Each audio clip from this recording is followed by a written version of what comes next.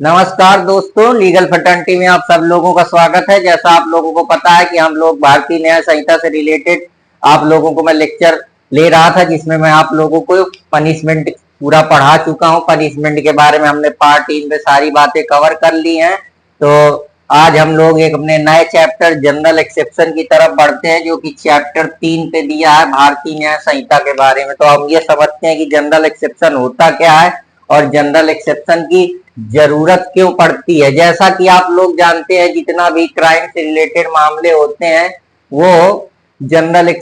उनके लिए दो चीजें बहुत जरूरी होती हैं। एक होता है एक्टस रिया और एक होता है मेंस रिया। एक्टस रिया का मतलब होता है कि जब आप कोई भी क्राइम करते हैं तो उस पर क्या आपका कंडक्ट रहता है, आप जिस चीज को करते हैं तो उस चीज के पीछे आपका क्या कंडक्ट रहता है, क्या आपकी एक्टस रिया क्या रहती है। और मेंस रिया का मतलब होता है आपका मेंटल माइंड क्या रहता है, मेंटल स्टेटस क्या रहता है, मेंटल बिहेवियर क्या रहता है, क्या आपकी जो गिल्टी इंटेंशन रहती है कि नहीं रहती है। तो इन सारी चीजों के जरिए हम किसी भी कि वो क्राइम एक्चुअली वो क्राइम किस कैटेगरी में आएगा, कोई ऑफेंस की नहीं आएगा, तो वो हमको दो चीजों से पता चलता है। एक होता है एक्टस रिया, एक होता है मेंस रिया। अगर कोई एक्ट मेरे बिना विल किया जाएगा तो वो मेरा एक्ट नहीं माना जाएगा, ऐसा माना जाता है। तो जनरल एक्सेप्शन का मतलब होता है कि जनरली जो क्राइम होता है वो हमेशा एक्टस रिया और मेंस रिया मिल के बनाता है। लेकिन कुछ ऐसे एक्ट दिए गए हैं या कुछ ऐसे कार्य दिए गए हैं या कुछ ऐसे हम कह सकते हैं हमारे भारतीय न्याय संहिता में ऐसे कुछ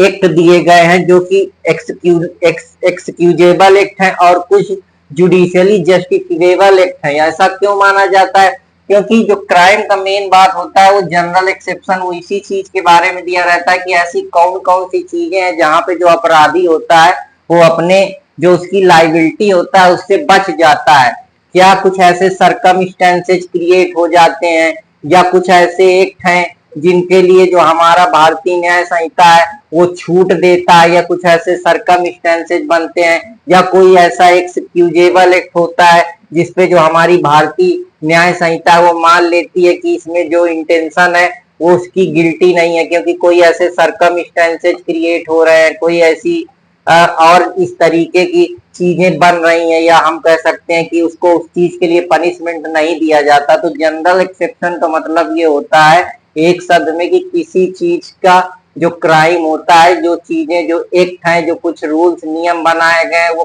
क्राइम के अपोजिट आते हैं। मतलब हम उन चीजों के लिए अगर कोई भी दोषी या कोई भी एक्यूज कुछ एक्ट करता है क्रिमिनल से रिलेटेड, तो वो कुछ ऐसे सरकमस्टेंसेस जो कुछ ऐसे एक्ट होते हैं या कुछ ऐसे कार होते हैं जहां पे वो कुछ जस्टिफिकेशन ले लेता है या कुछ एक्सक्यूज ले लेता है, या हम कह सकते हैं कि उस चीज के लिए वो लाइबल नहीं होता है, तो इसको हम बोलते हैं जनरल एक्सेप्शन।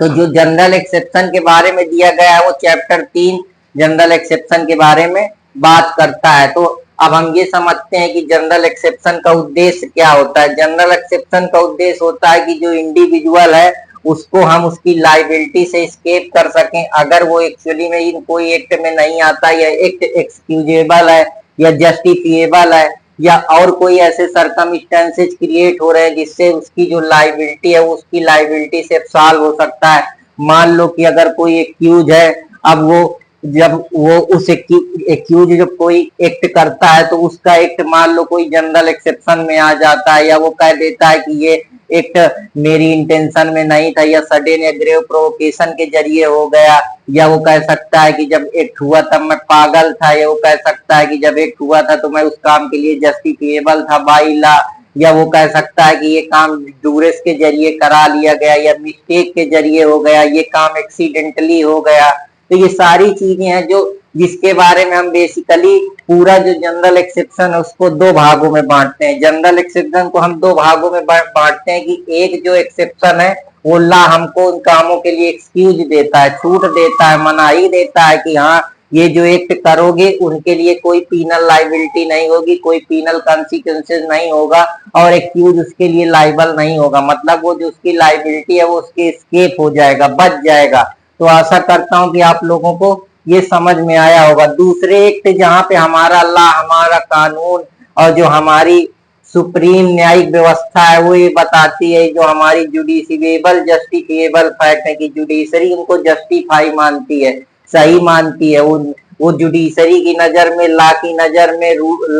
ला की नजर में, लीगल कानून की नजर में, या जो हमारा लॉ सिस्टम है या क्रिमिनल जस्टिस सिस्टम है उसकी नजर में वो एक्ट जस्टिसिएबल है। मतलब कि जो तुमने एक्ट करा है, जो एक्यूज ने, जो दोषी ने जो काम करा है, या जो परपिरेटर ने एक्ट करा है, वो जस्टिफिएबल है। उनमें कुछ जस्टिफिकेशन दिख रहा है कि मान लीजिए कोई अधिकारी है, अब उसने अपने अधिकारी से कह दिया कि ये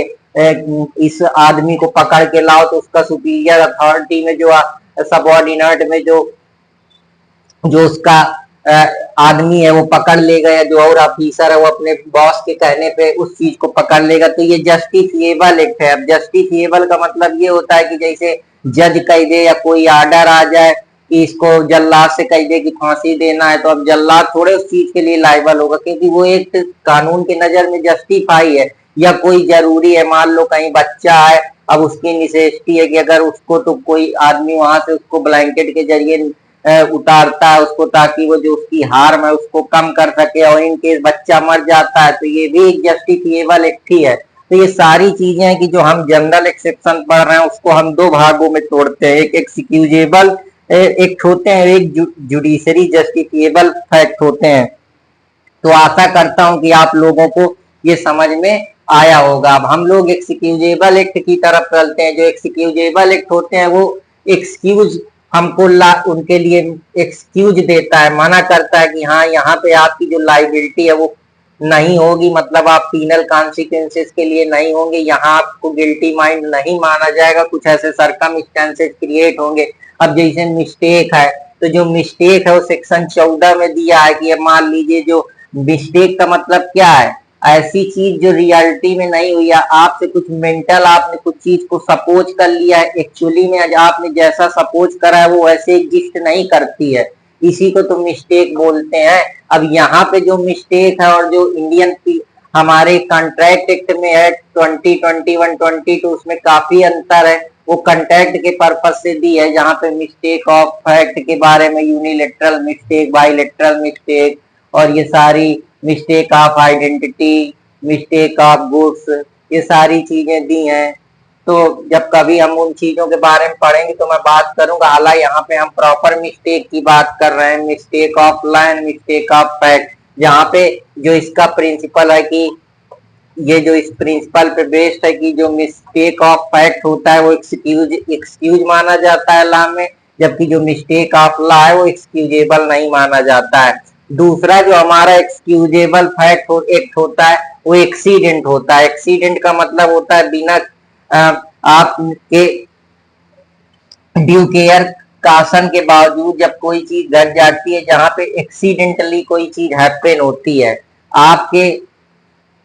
उस पे नहीं रहता है, या आपके केयर कासन पे लॉफुल मीन्स के जरिए वो चीजें नहीं होती हैं। इन्फेंसी, मान लो कोई बच्चा है वो 7 साल का है, तो लॉ उसको मानता है कि वो बच्चा क्राइम करने के अयोग्य है, क्योंकि जो उसकी रीजनेबल अंडरस्टैंडिंग है या माइंड है वो अभी पूरी तरीके से क्राइम करने के लिए उपयुक्त नहीं हुआ है। तो उसको लॉ की नजर में डोली इनकफेक्स बोलते हैं कि 7 साल से लेकर 12 साल तक का बच्चा को ऐसा माना जाता है कि वो अपराध करने के अयोग्य है। हालांकि उसके कुछ एक्सेप्शन भी हैं, जहां पे पार्शियल एक्सेप्शन की बात की गई कि अगर बच्चा कोई भी कॉन्सिक्वेंस का अंडरस्टैंडिंग करने में या रेशनल जजमेंट फॉर्म करने में सक्षम है तो हम उसको मान लेंगे। तो मैं जब इनके बारे में डिटेल में 1 बाय 1 सारी चीजें बताऊंगा तो मैं एक्सप्लेन करूंगा। हालांकि अभी मैं आप लोगों को जनरल एक्सेप्शन का मतलब सिर्फ एक शब्द में इतना बता रहा हूं कि ऐसे कुछ एक्ट होते हैं जो कानून जिनके लिए कोई पनिशमेंट नहीं देता है, वहां जो आपकी इंटेंशन होती है, गिल्टी माइंड होता है, उसको नकारता है कानून। ऐसा मानता है कि कुछ सरकमस्टेंसेस क्रिएट हो जाते हैं, कुछ ऐसे एक्ट होते हैं जहां ला चाह कर भी जो पीनल कॉन्सिक्वेंस है वो नहीं लगा सकता है, क्योंकि कुछ चीजें ऐसी सरकमस्टेंसेस बन जाते हैं, या कुछ ऐसे हम कह सकते हैं एक पॉइंट ऑफ टाइम पे वो चीजें घट जाती हैं जो एक्चुअली में कानून की नजर में, या कह सकते हैं कि वो एक्ट पनिशेबल नहीं माना जाता है, या उसमें कुछ जस्टिफिकेशन दे दिया जाता है। उन्हीं जस्टिफिकेशन को हम एक्सक्यूजेबल एक्ट और जुडिशियबल जस्टिफिएबल एक्ट के नाम से समझ रहे हैं। तो आशा करता हूं कि आप लोगों को ये समझ में आया होगा। अब तीसरी बात है इंटॉक्सिकेशन। इसमें वायलेंट्री इंटॉक्सिकेशन और इनवायलेंट्री इंटॉक्सिकेशन के बारे में बात की गई है, जो कि सेक्शन 23 में दिया है। तो जब मैं इनके बारे में डिटेल में एक एक करके हम बात करेंगे तो सारी चर्चा होगी। हालांकि अभी के लिए आप समझ लीजिए कि कौन कौन सी कैटेगरी में कौन कौन सी चीजें आती है, क्योंकि जितना भी चैप्टर है वो इसी सारी चीजों पे मिलकर बना हुआ है। ये मैं आप लोगों को एक बेसिक चीजें समझा रहा हूँ कि उसका उद्देश्य क्या है, जनरल एक्सेप्शन का, क्यों जनरल एक्सेप्शन की जरूरत पड़ी, ताकि जो अनावश्यक टाइम है कोर्ट का वो न खर्चा हो, जो चीज है प्रॉपर उनके लिए पनिशमेंट पीनल दिया जाए। लेकिन यहाँ पे अगर जो एक्यूज है उसको कुछ जस्टिफिकेशन मिल जाता है, या उसको कुछ लूप होल्स मिल जाता है, या कुछ जो कानून की कॉम्प्लिकेटेड प्रोसीजर है उनके बारे में जानकारी है, या वो जानता है कि यहाँ पे एक्सेप्शन दिया हुआ है, तो उनका यूज करके जो लाइबिलिटी है उससे सॉल्व हो सकता है, मतलब बच सकता है, अपने पनिशमेंट को कम कर सकता है। इवन नो पनिशमेंट के लिए भी वो हकदार हो सकता है। तो आशा करता हूँ ट्रायल में उसको बहुत मदद मिलती है। तो ट्रायल भी पढ़ेंगे। ट्रायल में भी बहुत सारी चीजें होती हैं कि ट्रायल क्यों किया जाता है, ताकि एक्यूज की जो गिल्टी है कि वो एक्यूज गिल्टी है कि उसको पनिशमेंट मिलेगा, या कन्विक्शन में जाएगा, या एक्विटल में जाएगा, ताकि ट्रू रीजन निकाला जा सके उसके फाइंडिंग का। तो आशा करता हूँ कि सारी चीजों के बारे में मैं डील करूंगा। हालांकि अभी हम 1 बाय 1 चीजों को एक्सप्लेन कर रहे हैं। चाइल्ड अंडर 7 ईयर जो कि सेक्शन 20 में दिया है। तो ये जो जनरल एक्सेप्शन की पूरी कहानी है ये आप लोगों को मैं बता चुका हूँ कि ये सेक्शन 14 से शुरू होकर 44 तक जाती है। तो ये जो हमारा नया भारतीय न्याय संहिता है इसमें काफी बदलाव भी देखने को मिल रहे हैं। हालांकि कुछ एक्ट कानून के नगर में जस्टिफिएबल होते हैं। उन्हीं एक्ट के बारे में हम समझते हैं कि अगर जज ने कोई ऑर्डर दे दिया है तो वो सेक्शन 16 में जस्टिफिएबल है, और उसके लिए जो भी एक्यूज है या परपिलेटर है या जिसने भी क्राइम करा है वो उसके लिए पनिशेबल नहीं है। कुछ ऐसे सरकमस्टेंसेस क्रिएट हो जाते हैं कि निसेसिटी जरूरी हो जाती है। तो जो ये प्रिंसिपल है वो निसेसिटी नो लॉ के बेसिस पे ये जो प्रिंसिपल है ये निकाला गया है, जो कि सेक्शन 19 में है। आशा करता हूं कि आप लोगों को ये भी समझ में आया होगा। कंसेंट, अगर आप वायलेंट्री कंसेंट दे देते हैं किसी एक्ट के लिए, मान लीजिए आपकी गाड़ी है, अब आप गाड़ी में बैठ के चले गए, अब गाड़ी में मान लीजिए आपने कंसेंट दे दिया, अब रास्ते में कहीं एक्सीडेंट हो गया तो अब जो आदमी के साथ गया वो अब उसके लिए थोड़े उसको जिम्मेदार करेंगे, क्योंकि आपने अपनी वायलेंट्री कंसेंट दे दी है। इन केस अगर कोई हार्म हुआ तो आप वायलेंट्री चीज के लिए लाइबल होंगे, इसलिए आप उसके लिए अब डिफेंस क्लेम नहीं कर सकते। अगर वो आपके गुड फेथ में कोई काम कर रहा है आपकी कंसेंट लेके, तो उसमें भी वो उस चीज के लिए लाइबल नहीं होगा। जैसे डॉक्टर जनरली अगर मेडिकल प्रोसीजर में जो विक्टिम होता है उसके बेनिफिट के लिए कोई काम कर देते हैं जिससे उसकी जिंदगी बच जाए, तो वो भी एक तरीके से हम कह सकते हैं कि ये लॉ की नजर में एक जस्टिफाइड एक्ट है। कम्युनिकेशन जो कि सेक्शन 31 में दिया है कि अगर वो गुड फेथ में कोई कम्युनिकेशन की बात करता है तो उसके लिए भी वो लाइबल नहीं होगा। ड्यूरेस, ड्यूरेस का मतलब होता है कि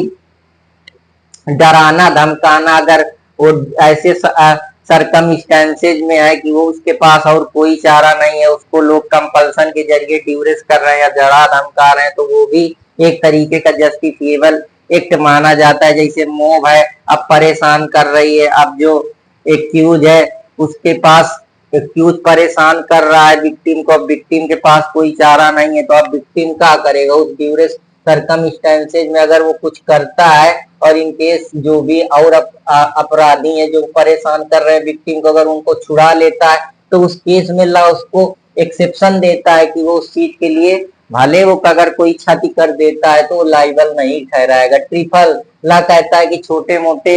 मामलों में हम दखल नहीं करते, आप इनको खुद ही निपटा लीजिए। जैसे अब आपका दोस्त है, आपके दोस्त ने आपकी जो पेन की रिफिल है उस पेन की रिफिल को खराब कर दिया, अब आप अपने दोस्त से कह रहे हैं कि हमको पेन की रिफिल लाओ, नहीं तो हम कोर्ट के पास चले जाएं, तो कोर्ट इतने छोटे मोटे मामलों को नहीं सुनता है, वो कहता है हटाओ ये सब छोटी चीजें हैं। अब प्राइवेट डिफेंस का मतलब है कि जो 34 से लेकर 44 तक है, प्राइवेट डिफेंस एक प्रकार का डिफेंस होता है जो इंडिविजुअल की बॉडी प्रॉपर्टी और बॉडी और प्रॉपर्टी अदर के लिए होता है, क्योंकि इंसान का सबसे इम्पोर्टेंट राइट है कि वो अपने को डिफेंड कर सके, अपने को डिफेंस कर सके। अगर उसको कोई लगता है कि हार्म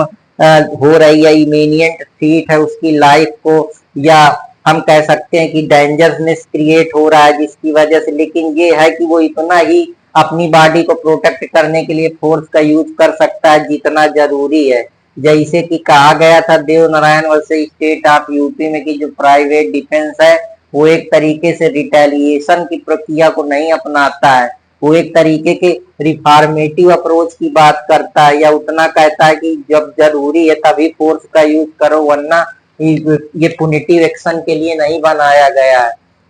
तो ये सारी चीजें हैं कि आप प्राइवेट डिफेंस में तभी प्राइवेट डिफेंस का यूज कर सकते हैं जब आपको थ्रेट हो, या आपको लग रहा हो कि मेरी जान मान को खतरा है, या जो पब्लिक अथॉरिटी है वो वहां पे नहीं है, या जो पब्लिक ऑफिसर है वो अपना पावर का लॉफुली यूज कर रहा है, सारी चीजें कंसेंट है। तो ये कुछ एक्सेप्शन है जहां पे आप प्राइवेट डिफेंस का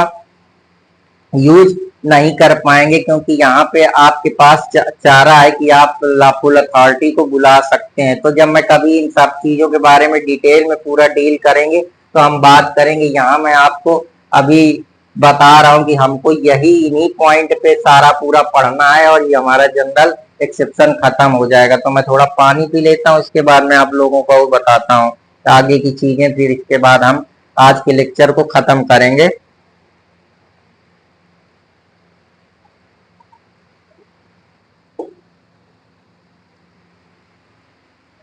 स्टैंडर्ड ऑफ प्रूफ समझने का प्रयास करते हैं कि ये स्टैंडर्ड शब्द से ही पता चलता है कि क्या प्रूफ को कौन ऐसा तरीका होगा जिसके जरिए हम उसके स्टैंडर्ड को नाप सकेंगे, किस हद तक नाप सकेंगे, कैसे पार्टी अपने केस को प्रूफ करेगी, अगर प्रूफ करेगी तो कैसे प्रूफ करेगी, कौन से एविडेंस देगी, जो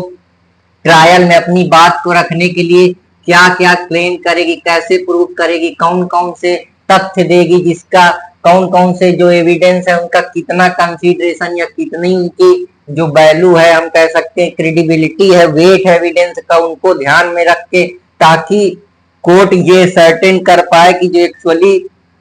चार्ज लगे हुए हैं किसी भी एक्यूज के खिलाफ वो उस चीज के लिए क्या वो उनके जरिए छूट सकता है, या उसका पनिशमेंट कम हो सकता है, या वो अपने को प्रूव कर सकता है कि मैं इस पर्टिकुलर जनरल एक्सेप्शन में आ रहा हूं। तो एक्यूज अपनी बात को कहने के लिए, जैसे यहाँ पे दिया है कि एक्यूज एक्सेप्शन के अंदर आता है, इसलिए जो बर्डन ऑफ प्रूफ होता है वो एक्यूज के ऊपर शिफ्ट हो जाता है, क्योंकि एक्यूज बताए कि हाँ मैं इस पर्टिकुलर अपराध में नहीं आता हूँ, यहाँ पे मेरे को एक्सेप्शन मिल रहा है, तो वो अपनी बात कह सकता है। क्योंकि जो हमारा लॉ है वो कहता है कि कोई भी जो प्रिंसिपल है लोकस स्टैंडाई का, कि हम उसको बिना सुने अनहियर्ड नहीं छोड़ सकते हैं, मतलब उसका अधिकार है, वो प्रिंसिपल ऑफ नेचुरल जस्टिस का जो फेयरनेस का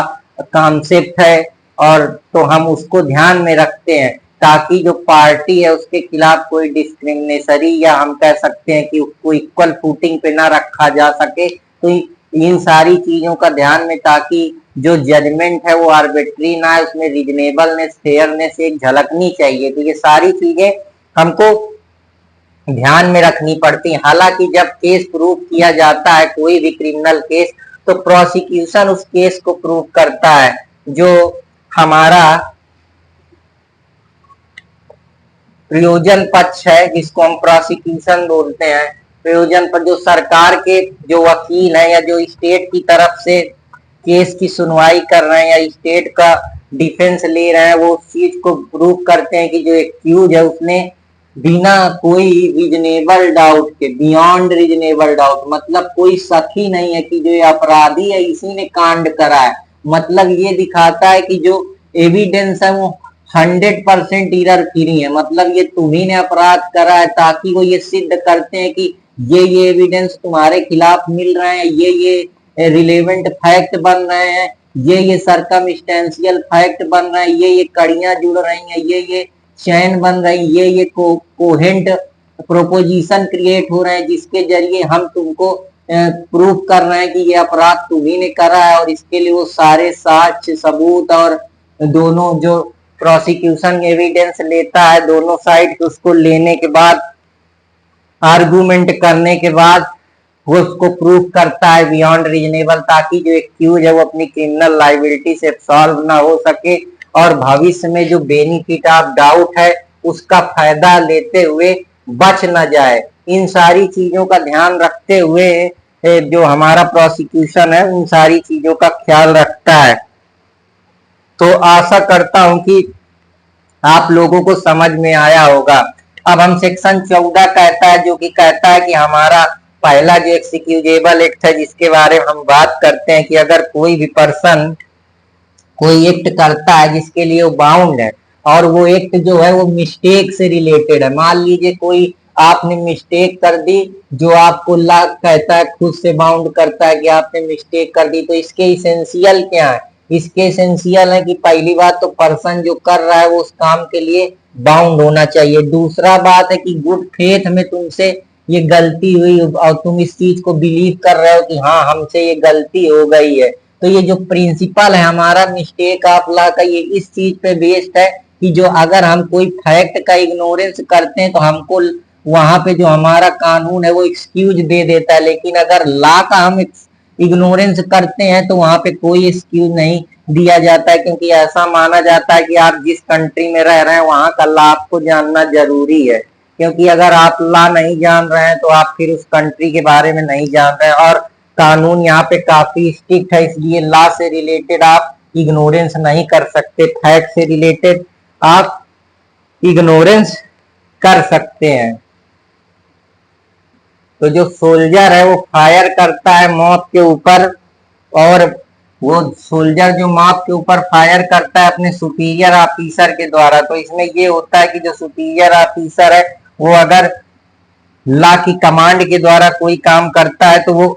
ऑफेंस की श्रेणी में नहीं आता है। तो क्योंकि यहाँ पे जो कानून काम कर रहा है वो अपने ऑफिसर की एक्ट के द्वारा कर रहा है, वो बाउंड है लॉ के द्वारा, इस वजह से। और ऑफिसर इस चीज के लिए बिलीव करता है कि लॉ उसको इस चीज के लिए बाउंड करता है। तो आशा करता हूं